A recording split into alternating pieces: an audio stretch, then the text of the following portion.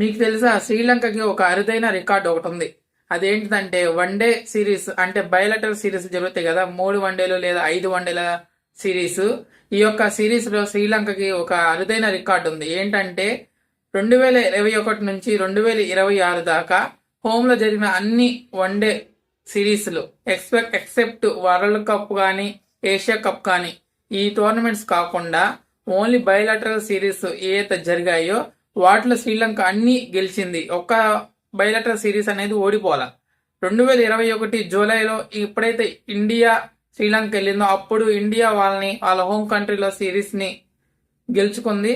అలాగే మళ్ళీ ఇప్పుడు 2026 రీసెంట్ గా జరిగిన England tour of Sri Lanka one day series లో ఇంగ్లాండ్ 2-1తో యొక్క సిరీస్ ని గెలుచుకుంది. సో 5 సంవత్సరాల యొక్క రికార్డ్ ని ఇంగ్లాండ్ బ్రేక్ చేసింది. సో ఎప్పుడైతే సనత్ జయసూర్య వాళ్ళకి హెడ్ కోచ్ గా వచ్చాడో వాళ్ళ యొక్క డిఫరెంట్ శ్రీలంక టీం ని మనం చూస్తున్నాం.